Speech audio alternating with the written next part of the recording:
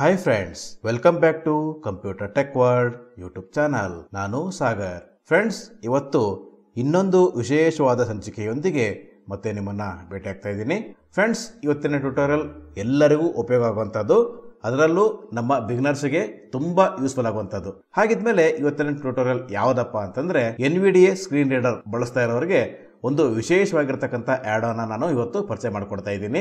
ಆ add on ಹೆಸರು ಏನಪ್ಪಾ ಅಂತಂದ್ರೆ ರಿಸೋರ್ಸ್ ಮಾನಿಟರ್. ಫ್ರೆಂಡ್ಸ್, ಈ resource monitor NVDA add on ಬಿಗಿನರ್ಸ್ಗೆ ಯಾವ ರೀತಿ ಪ್ರಯೋಜನ ಆಗುತ್ತೆ, ಇದರ ಕೆಲಸಗಳೇನು, ಇದು ಏನ್ ಮಾಡುತ್ತೆ, ಎಲ್ಲ ವಿಚಾರಗಳನ್ನ ಇಂದಿನ ಸಂಚಿಕೆಯಲ್ಲಿ ಒಂದೊಂದಾಗಿ ತಿಳ್ಕೊಳ್ತಾ ಹೋಗೋಣ. ಫ್ರೆಂಡ್ಸ್, ಮೊದಲನೇದಾಗಿ ರಿಸೋರ್ಸ್ ಮಾನಿಟರ್ ಈ NVDA ಆಡ್ ಆನ್ ಇದು ಫ್ರೀ ಆಗಿರ್ತಕ್ಕಂಥ ಆಡ್ ಆನ್. ಇದರಿಂದ ಏನ್ ಪ್ರಯೋಜನಪ್ಪ ಅಂತಂದ್ರೆ ಫ್ರೆಂಡ್ಸ್, ನಾವು ಇಷ್ಟು ದಿವಸ ನಮ್ಮ ಸಿಸ್ಟಮ್ ಸ್ಪೆಸಿಫಿಕೇಶನ್ ಬಗ್ಗೆ ಬೇಕಾದಾಗ ಅಥವಾ ಯಾರು ಕೇಳಿದಾಗ ನಾವು ಸಿಸ್ಟಮ್ ಪ್ರಾಪರ್ಟಿನ ಓಪನ್ ಮಾಡಿ ನೋಡ್ತಾ ಇದ್ವಿ ಅಲ್ವಾ. ರ್ಯಾಮ್ ಎಷ್ಟಿದೆ, ಹಾರ್ಡ್ ಡಿಸ್ಕ್ ಎಷ್ಟಿದೆ, ಮತ್ತೆ ಎಷ್ಟು ಖಾಲಿ ಇದೆ, ಎಷ್ಟು ಯೂಸ್ ಆಗಿದೆ, ಈ ಎಲ್ಲ ವಿಚಾರಗಳನ್ನ ನಾವು ಸಿಸ್ಟಮ್ ಪ್ರಾಪರ್ಟಿಯಲ್ಲಿ ನೋಡ್ತಾ ಇದ್ವಿ. ಸೊ ಈಗ ಆ ರೀತಿ ಇಲ್ಲ ಫ್ರೆಂಡ್ಸ್. ಇದಕ್ಕೋಸ್ಕರ ಒಂದು NVDA ಆಡ್ ಆನ್ ಡೆವಲಪ್ ಮಾಡಿದ್ದಾರೆ. ಇದನ್ನ ನಾವು ಇನ್ಸ್ಟಾಲ್ ಮಾಡಿಕೊಂಡು ಕೆಲವೊಂದು ಕೀ ಸ್ಟ್ರೋಕ್ಸ್ಗಳ ಮೂಲಕ ನಮಗೆ ಬೇಕಾದಂತ ಎಲ್ಲ ಸಿಸ್ಟಮ್ ಸ್ಪೆಸಿಫಿಕೇಶನ್ ಬಗ್ಗೆ ತಿಳ್ಕೊಳ್ತಾ ಹೋಗ್ಬೋದು. ಇಷ್ಟು ಹೇಳ್ತಾ ಇಂದಿನ ಸಂಚಿಕೆಯನ್ನ ಆರಂಭ ಮಾಡೋಣ. ಫ್ರೆಂಡ್ಸ್, ಇವಾಗ ಮೊದಲನೇದಾಗಿ resource monitor NVDA add on ನಾನು ಇನ್ಸ್ಟಾಲ್ ಮಾಡ್ತಾ ಇದ್ದೀನಿ ಆಡ್ ಆನ್ ಸ್ಟೋರ್ ಇಂದ. ನಾನು ಇವಾಗ ಇನ್ಸರ್ಟ್ ಮತ್ತೆ N ಕೀ ಪ್ರೆಸ್ ಮಾಡ್ತಾ ಇದ್ದೀನಿ NVDA ಮೆನು ಓಪನ್ ಮಾಡೋದಕ್ಕೆ. NVDA menu. ನಾನೀಗ T ಪ್ರೆಸ್ ಮಾಡ್ತಾ ಇದ್ದೀನಿ, T for tools. View log L1 of 12. A press ಮಾಡ್ತಾ ಇದ್ದೀನಿ, A for add on store. A add on store A4 of 12. ನಾನೀಗ ಎಂಟರ್ ಕೀ ಪ್ರೆಸ್ ಮಾಡ್ತಾ ಇದ್ದೀನಿ. Add-on store installed add-ons. All dialog add-on updater installed add-ons. Friends, ಇವಾಗ NVDA add on store open ಆಗಿದೆ. ಇದು multi dialog box ಇರತಕ್ಕಂಥ page. ಇವಾಗ ನಾನು control tab key press ಮಾಡ್ತಾ ಇದ್ದೀನಿ. ಎಲ್ಲಿವರೆಗೂ ಅಂತಂದ್ರೆ ಅವೈಲೇಬಲ್ add-ons ಟ್ಯಾಬ್ ಸಿಗೋ ತನಕ. Tab control updatable add-ons tab select available add-ons tab selected 3 of 6. Okay friends, ಇಲ್ಲಿ ಅವೈಲೇಬಲ್ add-ons ಸಿಕ್ಕಿದೆ. ನಾನೀಗ ಟ್ಯಾಬ್ ಕೀ ಪ್ರೆಸ್ ಮಾಡ್ತಾ ಇದ್ದೀನಿ. Channel combo box stable collapsed alt plus N. ಮತ್ತೆ ಟ್ಯಾಬ್ ಕೀ ಪ್ರೆಸ್ ಮಾಡ್ತಾ ಇದ್ದೀನಿ, ಲಿಸ್ಟ್ ಅಂತ ಸಿಗೋ ತನಕ. Including compatible search edit alt plus available add-ons list alt plus A add-on updater status enabled available version 24. Okay friends, ಇವಾಗ ನಾನು R press ಮಾಡ್ತಾ ಇದ್ದೀನಿ, ರಿಸೋರ್ಸ್ ಮಾನಿಟರ್ ಅಂತ ಸಿಗೋ ತನಕ. R radio center R read feed R reference style R regists block R remap applications R remote desktopics R remote support R report passwords R report symbols R reporting the intern R resource monitor status available version 24.08 channel stable publisher Kefazlungu 112 of 166. Friends, ಕೇಳಿಸ್ಕೊಂಡ್ರಲ್ಲ, resource monitor. ನಾನೀಗ ಇದರ ಮೇಲೆ application key press ಮಾಡ್ತಾ ಇದ್ದೀನಿ. Context menu. ನಾನೀಗ ಡೌನರ್ key press ಮಾಡ್ತಾ ಇದ್ದೀನಿ. Install I1 of 5. Okay friends, install ಅಂತ ಸಿಕ್ಕಿದೆ. ನಾನೀಗ ಇದರ ಮೇಲೆ ಎಂಟರ್ ಕೀ ಪ್ರೆಸ್ ಮಾಡ್ತಾ ಇದ್ದೀನಿ. Add-on store available add-ons stable dialog resource monitor available add-ons list alt plus A resource monitor status downloading available version 24.08 channel stable publisher Kefazlungu 112 of 166 resource monitor status downloaded pending install available version 24.08 channel stable publisher Kefazlungu. Okay friends, ಇವಾಗ successful ಆಗಿ resource monitor NVDA add on download ಆಗಿ install ಆಗಿದೆ. ನಾನು ಇವಾಗ tab key press ಮಾಡ್ತಾ ಇದ್ದೀನಿ. Description edit read only mode. ಮತ್ತೆ tab key press ಮಾಡ್ತಾ ಇದ್ದೀನಿ. ಎಲ್ಲಿವರೆಗೂ ಅಂತಂದ್ರೆ ಕ್ಲೋಸ್ ಅಂತ ಸಿಗೋ ತನಕ. Actions but other than install for close button. Okay friends, ನಾನೀಗ ಕ್ಲೋಸ್ ಮೇಲೆ ಸ್ಪೇಸ್ ಕೀ ಪ್ರೆಸ್ ಮಾಡ್ತಾ ಇದ್ದೀನಿ. Space add-on installation add-ons restart NVDA dialog changes were made to add-ons. You must restart NVDA for these changes to take effect. Would you like to restart now? Yes button alt plus Y. Okay friends, ಇವಾಗ NVDA restart dialogue box ಬಂದಿದೆ. So ಇವಾಗ ನಾನು ಇದರ ಮೇಲೆ enter key press ಮಾಡ್ತಾ ಇದ್ದೀನಿ. ಆಗ NVDA restart ಆಗುತ್ತೆ. Loading NVDA, please wait. Okay friends, ಇವಾಗ NVDA ರಿಸ್ಟಾರ್ಟ್ ಆಯಿತು. ಓಕೆ ಫ್ರೆಂಡ್ಸ್, ಇವಾಗ ನಾನು NVDA ರಿಸೋರ್ಸ್ ಮಾನಿಟರ್ ಇದರ ಕೀ ಸ್ಟ್ರೋಕ್ಸ್ ನ ಹೇಳ್ತಾ ನಿಮಗೆ ಡೆಮೋ ಮಾಡ್ತಾ ಹೋಗ್ತೀನಿ.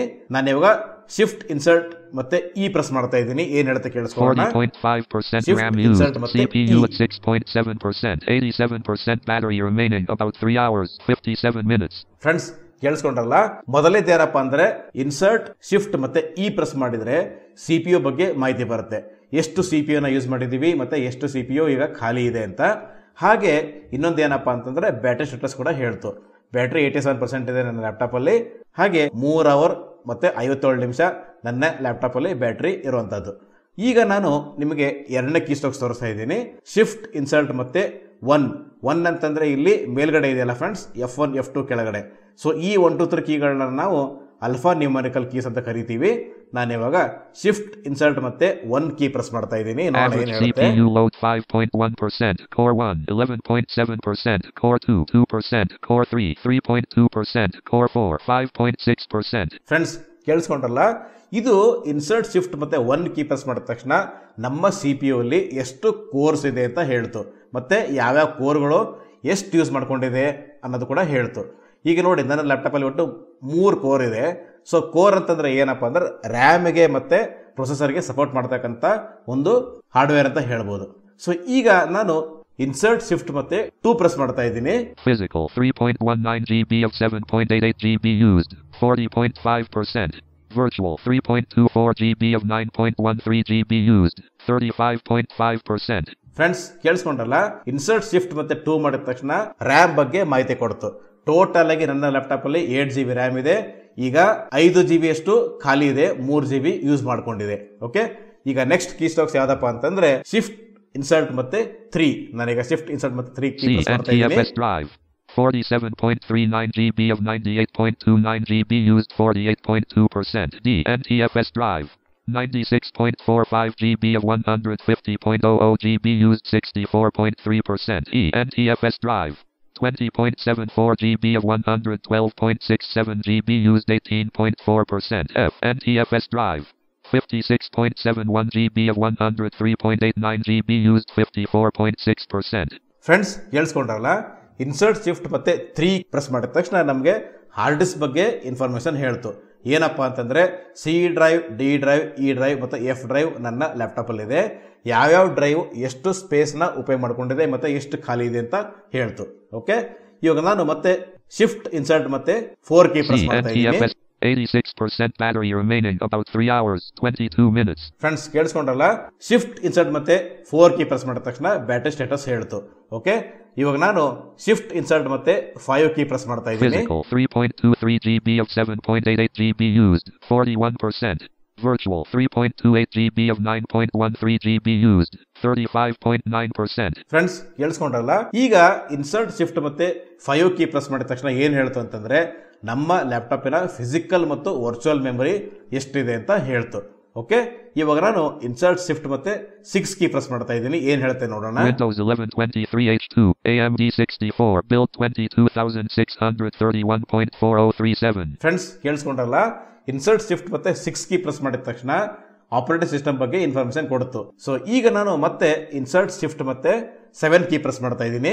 0 days 0 hours 56 minutes 24 seconds. Friends ಕೇಳಿಸ್ಕೊಂಡ್ರಲ್ಲ, ಇನ್ಸರ್ಟ್ ಶಿಫ್ಟ್ ಮತ್ತೆ 7 ಕೀ ಪ್ರೆಸ್ ಮಾಡಿದ ತಕ್ಷಣ ನಮ್ಮ ಲ್ಯಾಪ್ಟಾಪ್ ಎಷ್ಟೊತ್ತು ಆನ್ ಆಗಿದೆ ಅಂತ ಅನ್ನೋದು ನಮಗೆ ಇಲ್ಲಿ ಇನ್ಫಾರ್ಮೇಶನ್ ಸಿಗುತ್ತೆ. ಇವಾಗ ನೋಡಿ, ನಾನು ಲ್ಯಾಪ್ಟಾಪ್ನ ಆನ್ ಮಾಡಿ 56 ನಿಮಿಷ 48 ಸೆಕೆಂಡ್ ಆಗಿದೆ. ಸೊ ನಾವು ಎಷ್ಟು ಹೊತ್ತು ಅಥವಾ ಎಷ್ಟು ದಿನಗಳ ಕಾಲ ಆನ್ ಮಾಡಿಟ್ಟಿರ್ತೀವೋ ಅಷ್ಟು ನಮಗೆ ಮಾಹಿತಿ ಸಿಗುತ್ತೆ. ಸೊ ಇದೇನಪ್ಪ ಅಂತಂದ್ರೆ ಒಂದ್ಸಲಿ ಸಿಸ್ಟಮ್ನ ನೀವು ರಿಸ್ಟಾರ್ಟ್ ಮಾಡೋ ತನಕ ಅಷ್ಟೇ ಈ ಮಾಹಿತಿ ಇರುತ್ತೆ. ರಿಸ್ಟಾರ್ಟ್ ಅಂತ ಶಟ್ ಡೌನ್ ಮಾಡಿ ಮತ್ತೆ ಆನ್ ಮಾಡ್ತೀರಲ್ಲ, ಅವಾಗ ಇದೆಲ್ಲ ರಿಸೆಟ್ ಆಗಿರುತ್ತೆ. ಅಲ್ಲಿಂದ ಕೌಂಟ್ ಆಗುತ್ತೆ. ಯಾವಾಗ ನಾವು ಸಿಸ್ಟಮ್ನ ಆನ್ ಮಾಡ್ತೀವೋ ಅಲ್ಲಿಂದ ಕೌಂಟ್ ಆಗುತ್ತೆ. ನಾನು ಒಟ್ಟಿಗೆ ಸಿಸ್ಟಮ್ ಆನ್ ಮಾಡಿ 56 ನಿಮಿಷ 48 ಸೆಕೆಂಡ್ ಆಗಿದೆ. ಓಕೆ ಫ್ರೆಂಡ್ಸ್, ಇವಾಗ ಇನ್ಸರ್ಟ್ ಶಿಫ್ಟ್ ಮತ್ತೆ 8 ಕೀ ಪ್ರೆಸ್ ಮಾಡ್ತೀನಿ. ಏನ್ ಹೇಳುತ್ತೆ ನೋಡೋಣ. Connected wireless network, Sagar 5G, signal strength 99%, security type WPA2PSK. Okay friends ಕೇಳಿಸ್ಕೊಂಡ್ರಲ್ಲ, ಇನ್ಸರ್ಟ್ ಶಿಫ್ಟ್ ಮತ್ತೆ 8 ಕೀ ಪ್ರೆಸ್ ಮಾಡಿದ ತಕ್ಷಣ ಏನ್ ಹೇಳ್ತಪ್ಪ ಅಂದ್ರೆ ವೈಫೈ ಬಗ್ಗೆ ಮಾಹಿತಿ ಹೇಳ್ತು. ಇದು ಏನಪ್ಪಾ ಅಂತಂದ್ರೆ ನನ್ನ connected wifi Sagar 5G network ಮತ್ತೆ ಇದರ ನೆಟ್ವರ್ಕ್ ಸ್ಟ್ರೆಂತ್ 99% ಇದೆ. ಹಾಗೆ ಸೆಕ್ಯೂರಿಟಿ ಎನೇಬಲ್ಡ್ ಆಗಿರ್ತಕ್ಕಂಥ ವೈಫೈ ಕನೆಕ್ಷನ್ ಇದಾಗಿದೆ ಫ್ರೆಂಡ್ಸ್. ಸೊ ಫ್ರೆಂಡ್ಸ್, ಇದಾಗಿತ್ತು ಇವತ್ತಿನ ಟ್ಯುಟೋರಿಯಲ್. ಈ ಟ್ಯುಟೋರಿಯಲ್ ನಿಮಗೆ ಇಷ್ಟ ಆದರೆ ಲೈಕ್ ಮಾಡಿ, ನಿಮ್ಮ ಸ್ನೇಹಿತರೊಂದಿಗೆ ಶೇರ್ ಮಾಡ್ಕೊಳ್ಳಿ. ಹಾಗೆ ತಪ್ಪದೇ ನಮ್ಮ ಚಾನಲನ್ನು ಸಬ್ಸ್ಕ್ರೈಬ್ ಮಾಡ್ಕೊಳ್ಳಿ ಅಂತ ಕೇಳ್ಕೊಳ್ತಾ ಇಂದಿನ ಸಂಚಿಕೆಯನ್ನು ಇಲ್ಲಿಗೆ ಮುಗಿಸ್ತಾ ಇದ್ದೀನಿ. Thank you friends, thank you very much.